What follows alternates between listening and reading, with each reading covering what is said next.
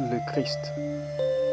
Le terme Christ du grec Christos est la traduction du terme hébreu Messie, qui veut dire oui, une personne ayant eu une onction. Associer le vocable Christ à une seule personne nous rend inférieurs et rend cette personne inaccessible. Prenons conscience maintenant que le Christ se trouve à chacun d'entre nous et qu'il a la possibilité de nous faire évoluer selon notre foi. Par ce fait, les enseignements de Jésus nous paraîtraient bien plus clairs.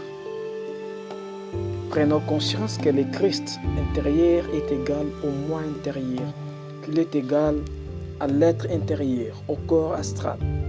En clair, c'est lui qui exprime la pleine puissance de son être intime au point de ne faire plus qu'un avec.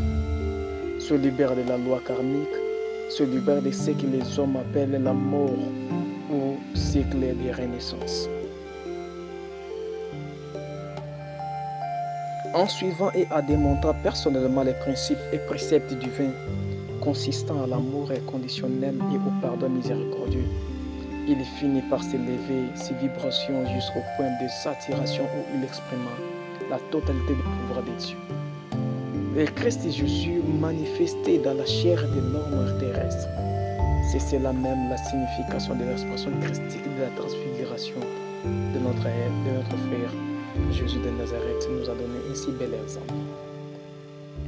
Il a si travaillé sur son être à tel point qu'il a manifesté le pouvoir qui se cachait à l'intérieur de lui. Comme ce même pouvoir-là se cache aussi dans des milliers d'âmes parmi les mondes entiers. La question, ce n'est pas de chercher le pouvoir, parce que le pouvoir est déjà là. C'est ça le Christ. La question maintenant, c'est de savoir comment travailler pour manifester ce pouvoir-là qui se trouve à chacun de nous. Car Christ signifie l'expression par un être inné de la manifestation de tous les attributs de Dieu, omnipotent, omniscient et omniprésent. Un être s'étant reconnecté avec ses sommités spirituelles devient inéluctablement amalgamé de Dieu à Dieu et trépasse en emportant son corps puisque les lésions de la mort n'a plus d'effet sur lui. C'est uniquement pour cette raison et non pour purifier l'humanité de ses péchés que Christ, Jésus de Nazareth, choisit le chemin de la croix afin de démontrer de façon efficace cet amalgame avec Dieu. Le pouvoir là se trouve à chacun de nous. Le Christ est à chacun de nous. Partout dans le monde entier, dans les diverses religions, dans diverses croyances, les gens attendent la venue de Christ. Là, c'est le cycle de l'humanité de sa venue. Mais dans chaque être humain, le Christ est permanent, le Christ vit. Maintenant, le devoir de chacun de nous, c'est de travailler en ce qu'il manifeste, exprime, démontre, manifeste le pouvoir là qui se cache à chacun de nous. Et le point de départ, c'est d'abord de prendre conscience qu'il y a un pouvoir qui se cache à chacun de nous.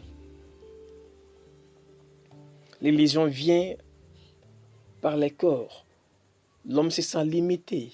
Il ne comprend pas les choses spirituelles, sa vraie nature, parce qu'il se focalise beaucoup plus sur la chair. Mais quand il monte au-delà de la chair, il comprend qu'il n'est pas la chair. La chair n'est qu'une enveloppe, la chair n'est qu'un véhicule, la chair n'est qu'un moyen de travailler sur la vie terrestre, d'expérimenter des choses. Mais l'homme, c'est un esprit. Et cet esprit-là, c'est le Christ qui est dans nous. Les devoirs à faire, le travail à faire, c'est de manifester le pouvoir, plein pouvoir, les attributs de Dieu. Être l'omniscient, être omniprésent et omnipotent. De manifester la toute-puissance, d'être partout. Est-ce que l'homme peut être partout en même temps? Oui.